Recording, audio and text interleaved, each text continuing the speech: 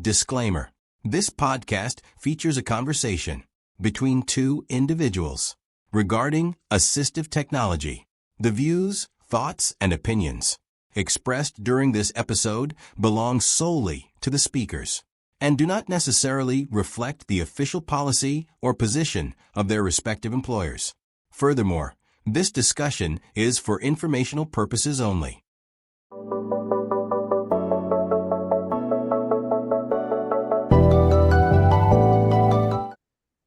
Hi, welcome to Assistive Tech Today podcast, and I have a special guest, an old friend, Dr. Raymond Heipp, who is a doctor of educational administration, and he is the specialist manager for school health.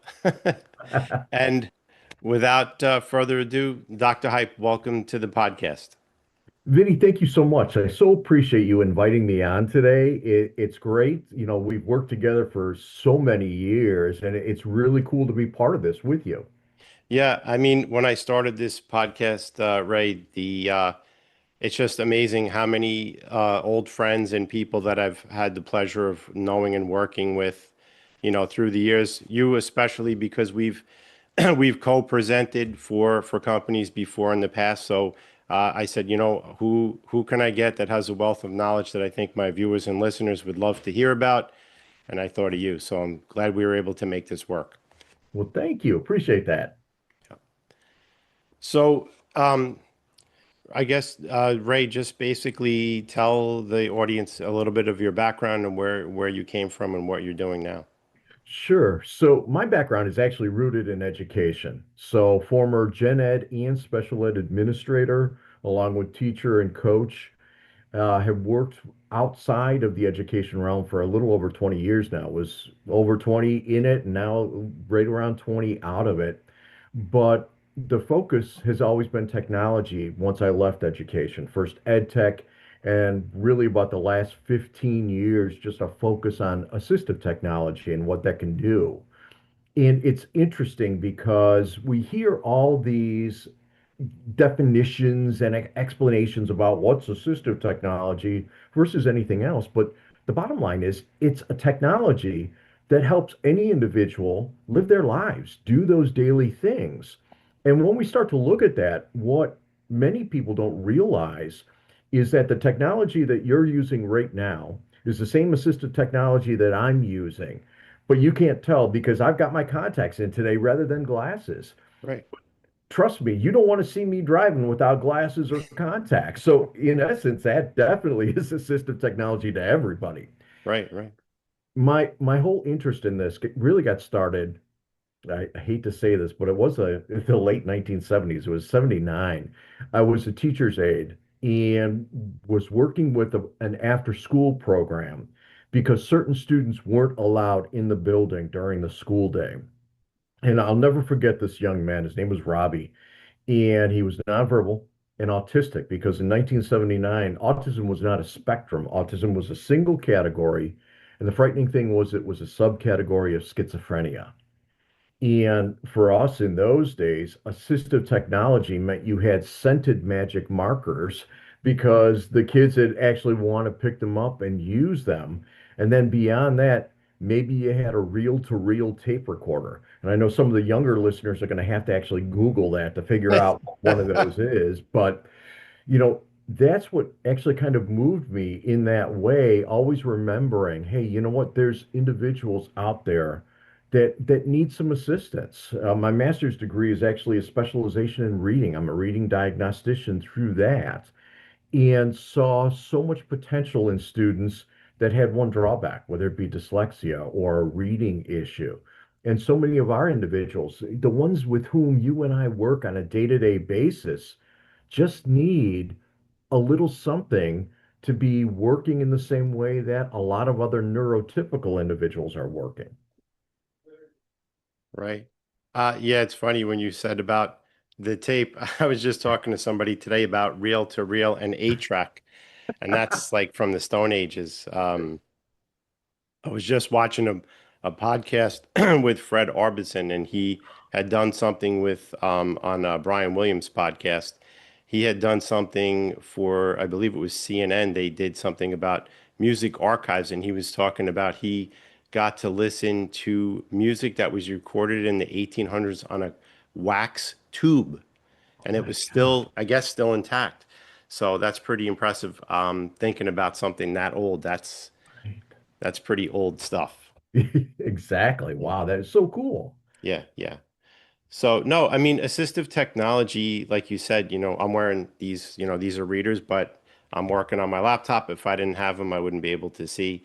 There's so many, assistive tech devices that, or I should say consumer devices. One thing I always love to merge or meld consumer tech with, what could we do for people that have assistive, need assistive, like Amazon has their Alexa, which Mhm. basically is a great tool. That could be a great tool for somebody that needs, to have some, they don't have the use of their hands. They want to do a lot of verbal, like ask a lot of questions or, have tasks done because they connect to smart homes and everything like that. The only thing that they need to really like get up to speed to be more inclusive is that some of this tech, I don't think it would take much, but they don't understand pronunciations or for somebody that doesn't have perfect speech. I mean, I have my New York accent, it understands me, but somebody that has a speech impediment or they may have some other, you know, issue that's not allow them to pronunciate or actuate properly. I think these things can be tuned. I was actually had somebody on my podcast earlier on in the year, and they were talking, they were working with Google to try and build a database because they're working off perfect, theoretically perfect speech. So the devices will learn things, but they don't have a database. So now they're trying to work on a database so that this stuff, you basically take a consumer's goods product and turn it into a powerful assistive tech tool, you know, Yeah, that's just so like those important. meta glasses. Yeah. There's a girl that I watch. She's she does YouTube. She's on LinkedIn a lot. She's completely blind. She was blind at 14, and her name is Molly Burke, and she wears meta glasses. And she's like, I have a seeing eye dog. I have somebody with me, but I said, she was making a comment that people will take for granted. Like she went to a Taco Bell to order food, and they do have Braille on the keyboard, and they do have inputs for audio. Mhm. But I said, if your fiance wasn't with you, how would you be able to know to get to that, to be able to place your order on the keyboard with, voice input? You Mhm. wouldn't. So they have steps. There's disconnects. And then she was talking about when she went out to eat, like her fiance could pick things off his plate that he wanted to eat, but she couldn't Wow. because she just puts her fork in there and whatever she gets, she gets. I'm like, those meta glasses probably could be tuned to look down at the plate and say, your mashed potatoes are on the left, your steak is on the right. Then they can just basically distinguish. So, Yeah. but, shifting back to you, Dr. Ray, you know, elaborating a little bit more about, things that you're doing there with school health. Yeah, so one of the things that I'm really pushing, especially the school districts right now, to think about is to get any of those pieces of formal assistive technology off the shelves and start using it wherever. The idea is that all too often a district will go in, or even a therapy center or a hospital will go in and will buy a specific piece of equipment for one person. And that person moves on. Maybe they move to a different device, and then that device just sits there. There's two things that are a disservice there. Number one, it's a waste of money at that point. You can talk economics and sunk cost, but the reality is you could still be using it. The second thing is it's doing a disservice to the greater population. One of the things that I really promote and have been doing this for the last few years, actually after COVID, had a major district approach me because their nurses weren't having kids come in even for regular appointments, like they needed medications or they had headaches. They didn't want to go to the nurse's office after the pandemic because that was a place that sick people went to and they didn't want to be Right. sick and stay home. Right. And so one of the things I suggested was they go in and pull just a single message communicator off the shelves. And what I did was I did a very simple demonstration, said, listen, put on there, you are awesome. And then hang that right by your door. And what they started to notice was this, that all kids, it didn't matter who, but all kids started coming in and pressing. For some of our kids, that was probably the only compliment they got all day, maybe all week. Right. For the nurse, it was great because they didn't have to deal with a crazy little administrator like myself, calling in complaining about things. They kept hearing you are awesome. But what it did in the background from a psychological standpoint was it began to desensitize our neurotypical individuals to the use of a single message communicator or a switch-like device. So no longer would they go out into the school and see an individual using that and say, what's wrong with them? It's how come they get to use that? I saw that in the nursery. Right. Can I get one? And the power for those individuals that had to use that suddenly, and I get choked up because I've seen this happen, you know, they feel good about themselves. And so many times that's the one thing, especially when you get to middle school and high school, and even beyond, we don't want to be different. We don't want to be singled out for something that can stand out potentially negative. Right. All of a sudden, these kids were being singled out because they had something cool. And Exactly. it was just so great to see. So that's a lot of what I'm doing right now. Like you said, I don't know if this is the best term, but like desensitizing to assistive tech. Like if they used an iPad, nobody would really see anything because it's mainstream and everybody uses it.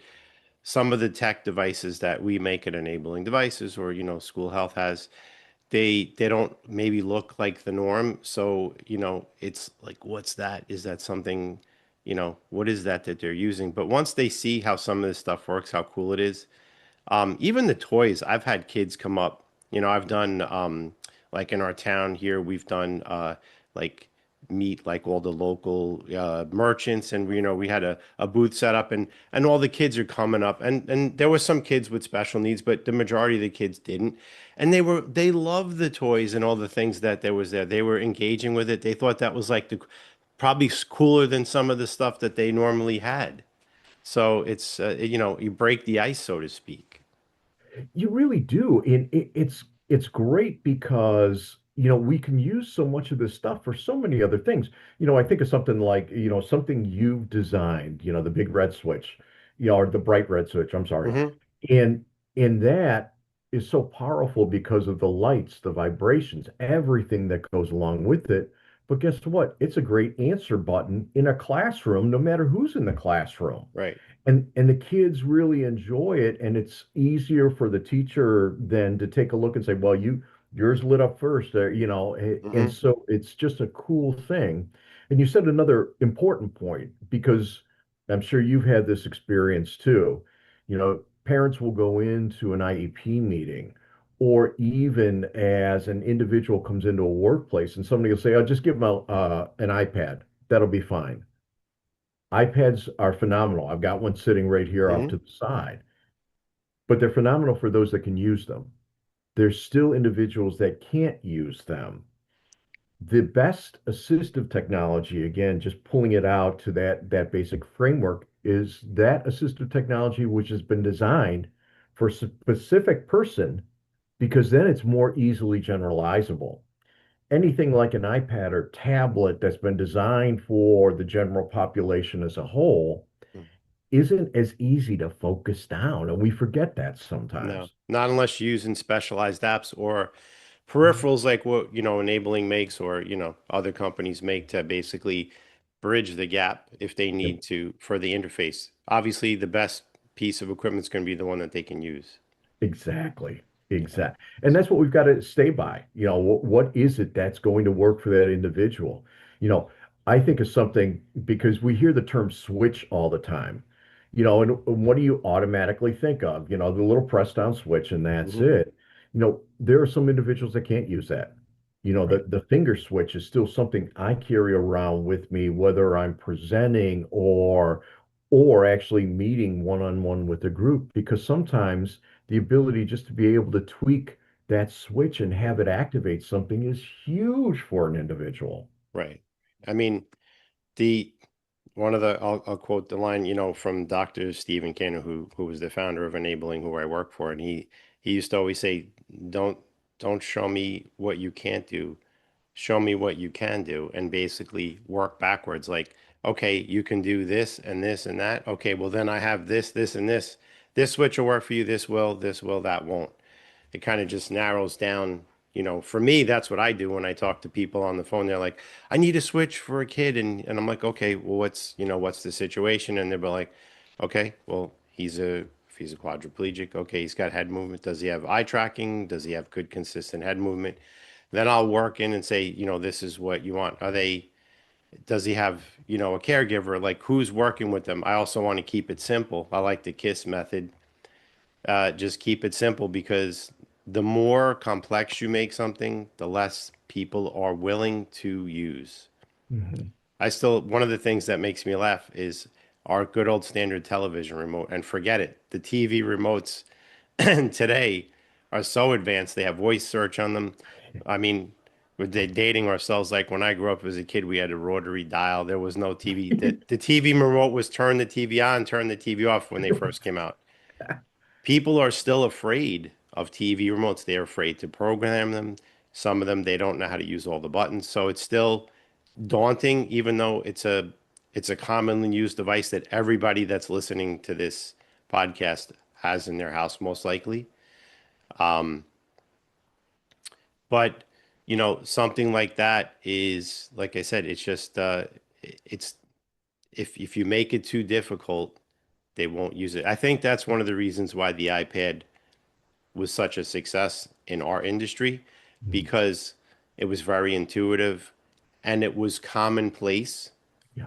that people, you and I have, even if I don't have an iPad, I have an Android phone or an Android tablet. They work extremely similar, but um, they, you know, they're just user friendly because people are used to using them, and that just Right. breaks down that wall. Yeah. And that's the important thing, breaking down the wall. It's always interesting because people will say, well, what are you trying to do? Are you trying to level the playing field? Here's the thing. Unfortunately, that playing field can never be level.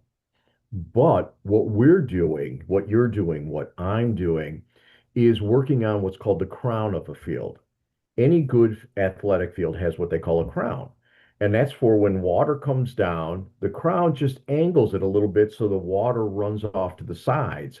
You Right. know, again, you probably grew up in some of the same sandlots that I did, that, during baseball season, the middle of the infield and the baselines were always puddled with water, or in football, it was the center of the field had no grass and was just, hard dirt. But on newer fields, they do that so that there aren't those uneven patches. What we're doing with assistive technology is trying to lessen the crown Right. so that it's easier to get to that center, and the runoff isn't going to be as great. And that's so important. I'm going to toot your horn here for a second. You and I have worked with a lot of different groups, but I remember you talking to a group, and I was there, and you were doing exactly what you said. You were asking, okay, what can this kid do? What's this? And the question that just blew my mind is, well, we know that they can't lift their hand to a certain degree. What degree can they move their hand? And the reason you asked that was because you were going to adjust the slant of that particular switch to a degree that Right. would allow them to actually connect. Uh-huh. And so kudos to you for that, because it did work. And I know that student then was able to get through Right. school and a lot of other things. But something as simple as that. And again, that's what the outside world takes for granted sometimes. I like to, I'll just make a coin of phrase, to smooth out the bumpy road, so to speak. Yeah, exactly. We Yeah. had a story that I've told on other podcasts, and it's one I just want to share. It's a great story. I had a therapist come to me many years ago. And she's like, I have this little boy. Unfortunately, he was involved in a head-on collision accident and in a car, and an airbag deployed, and the kid broke the child's neck, and he was basically they thought he was a vegetable. And Mm. this therapist is like, no, this boy has something in, but I have no way to connect him with communication.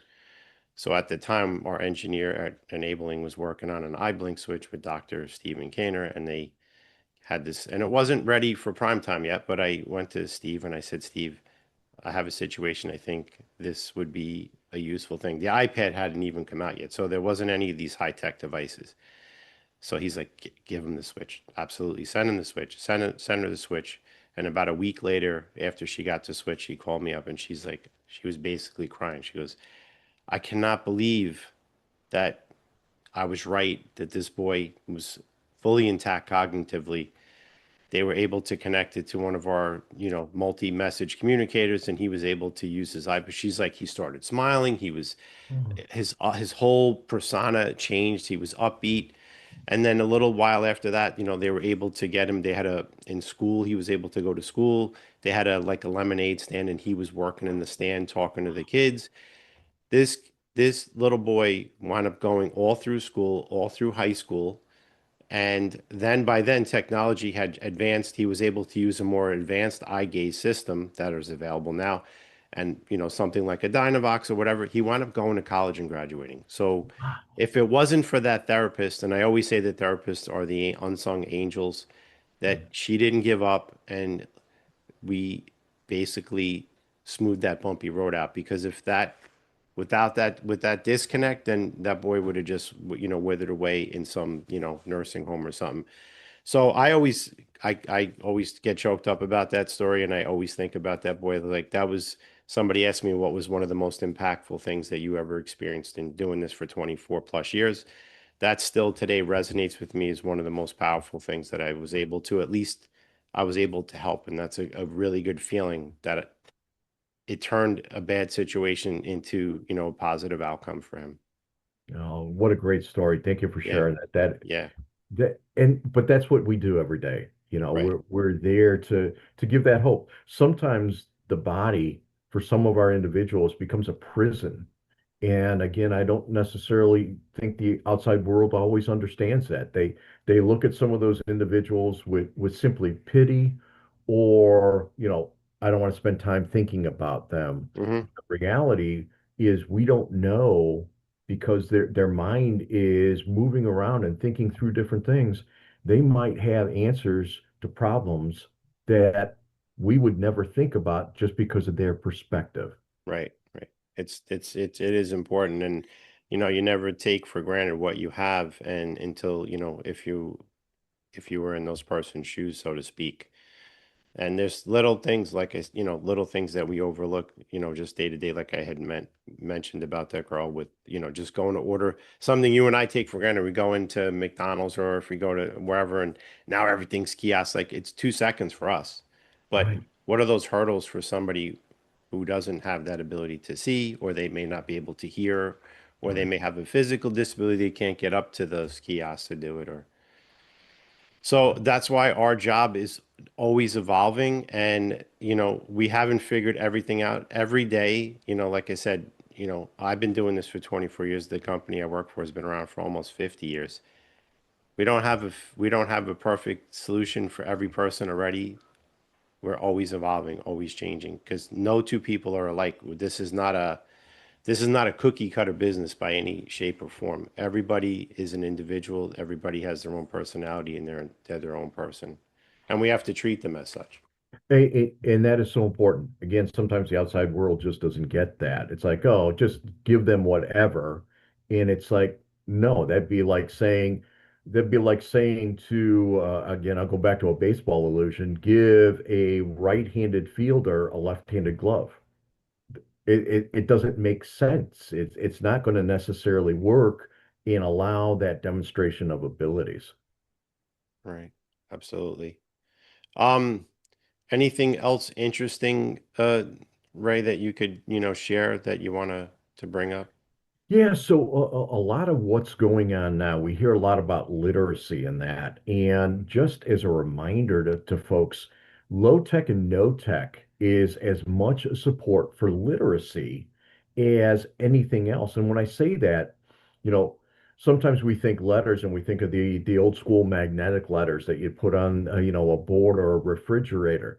Those still work. Sandpaper letters, things that allow an individual to trace, to begin those physiological movements. And the other thing that really, and you and I get this, but sometimes the outside world doesn't, if you've got an individual that needs to use something because of whether a condition of dyslexia or some reading issues, they need to use a reading style pen. That's okay. That's not cheating. That's allowing that text to come up to them as we go through. The caveat that I always give to groups is be careful. We live in an Amazon day and age, and yeah, it's great to get some things from Amazon, but unfortunately, there's sometimes that you see something inexpensive there that just really isn't up to capability. So do your homework when you get to things. Same Right. goes for switches. I mean, it's great when you've got a group like yourselves at Enabling sitting there and designing things based on what the needs are. You've got some other groups in other places selling stuff to Amazon that they did dirt cheap. And unfortunately, you know what? That's going to have to be replaced in a couple of weeks, Yeah. sometime, maybe even a couple of days. So the consumer needs to be aware, work with people Right. that they trust. I run into that a lot. I'll have people they'll be using something to say, "Oh, this doesn't work. I have a switch." I'm like, "Oh, where did you get the switch?" And they got it online somewhere. I'm not even going to say where they got it. And a lot of times the cables are like stereo cables, and for certain things that's fine, but for the most part, assistive stuff still uses mono or monaural connectors. Yeah. And I said, even though it looks kind of like a switch that you can get from assistive tech companies, it's not the same, like you said. And sometimes people get upset, with the cost, but I said, you have to understand something. We're not building, none of us in this industry are building on the scale or level like of an Amazon or a Walmart. Yep. So unfortunately, we can't produce those things at those really ridiculous prices, but we are making stuff very specific for people and making sure that they positioning works, the connection works, that they can utilize it. So that's something you're not going to get from like these type of big box type stores or where you're finding it online. Yep. I still do all the time. I'm always involved in customizing or modifying switches for people, even though we have a huge line of switches, probably most of any company that's doing this. Mhm. But I like it because I like the challenge and I like to design things and I like to help people and basically offer something that somebody else doesn't. That's part of the fun part of the job. And I like the challenge. And I think most of us do. We always want to get our creative juices flowing and we don't want to just sit idle. We always want to be thinking outside the box. Exactly. And that's such an important thing because, we're here for the people, and that's it. That's what allows us to do our jobs as best we can. Right, right. Um, Dr. Ray, we're getting close to almost out of time, but I wanted to just point a few things. Where can we always, and I always say this, guys, we always put in the show notes anything important from our guest. We'll share it in the show notes so you don't have to write it down. But if somebody's looking to reach out to you, Dr. Hype, where can they find you? Where are some places that we can follow you or find you? The easiest place, and I always am happy to give out my email. It's rhype@schoolhealth.com. And don't be surprised when it comes back, you get a response at a strange hour because I do a lot of traveling and speaking in places. So I might be in a different time zone. Um, Another place I am on LinkedIn and I'm on Twitter/X, whatever you want to call it this Mhm. month. And that's under at Dr. Smart Ed. Okay. And again, guys, we'll put all this stuff in the show notes for you so you can check out Dr. Hype and follow, all the interesting stuff he does. And he's probably one of the best guys in the industry. Like I said, I've known him for many, many years. Anytime I've had the privilege of either co-lecturing with him or actually sitting in on one of his lectures, I always wind up learning something new. So definitely, definitely a good thing. Well, thank you, my friend. I appreciate that and appreciate all the work that you do. You are amazing with the design of things. Thank you. Thank you. We appreciate it. And yeah, just as we wrap this up, one of the reasons why I started this Assistive Tech Today podcast was because I wanted to kind of give back to the community. I wanted to reach a broader audience to let people know there's so much assistive technology available to people today to break down that barrier for the inclusivity, and just, put it in a be on a platform that a lot of people are on today. We live in an exciting time as far as if somebody does have a special need or a disability. There is so much tech available now, and there's so much amazing stuff coming on the horizon. So it's definitely, it's 10 years ago, it was good, but nothing like it is. I think in the last, 5 years, especially with AI, AI, some people hate or love AI. It is a tool, just like when the PC came out, people were afraid they were going to lose jobs from it. No, you're basically shifting. AI is, I think, a good thing, at least for our industry. It's going to open up doors and help a lot of people where even like I said 5 years ago, it wasn't available. I had a gentleman that was an Air Force veteran on here a few months ago. He was in a motorcycle accident and became a full disconnect spinal. And when he came out of a coma, he was still alive. God bless. They basically, he's like, "No, when do we start rehab?" They're like, "No, there's no rehab." And he was going to school to be a biomechanical engineer as well while he was in the Air Force. So he basically, he was working with one of these ectoskeletons, and he'll never be able to walk fully unassisted, but he was able to still put down movement. And I guess he created new neural pathways through his brain, and the human body is an amazing thing. He wound up changing his diagnosis from a full disconnect to a partial, which allowed Wow. him to get therapy. So he was able to spend time in the ectoskeleton and do work. He had there's two different kind of ectoskeletons he was in. One is assisted and one is like basically supportive. Mhm. Ignacio Monteo, he's on LinkedIn and you can look him up with the University of Georgia. And he's really helping with biomechanical engineering to basically help further research and to see like the amazing things that we can do. So Wow. Oh, that's that's just I was like so blown away and I'm like, you inspire me. I was like, people like that who come on this podcast, they inspire me to keep doing what I'm doing and to, just to keep spreading the word because it's so important. If they can do it, I can do it. exactly. So, Exactly. all right. So, Dr. Ray, I think we're gonna wrap it up unless there's anything important you want to let us know before we wrap up the podcast. Just never let things sit on a shelf. There's always a use for them, and there's always a way to bring it into any environment that Right. you You can move always forward in. repurpose. You can Yep, repurpose this stuff. And this way, like you said, you're not wasting the dollars for that was spent on the technology. exactly. Return on investment. Yep. So, Dr. Ray, thank you so much for being on the podcast. And I think we didn't have a lot of time today, but I would always, down the road, maybe have you back on if you got something new or interesting to talk about. We always would love to have you back on the podcast. It's always a pleasure talking to you and talking shop, so to speak. Excellent. Sounds great, my friend. I look forward to All it. right, guys, as we always say, this is another one in the books. I've been your host, Vinny Lavodi for Assistive Tech Today podcast, and our amazing guest, Dr. Raymond Heipp from School Health. Thank you guys for tuning in, and we'll see you all on the next podcast. Take care, everybody. Take care, Dr. Ray. Bye.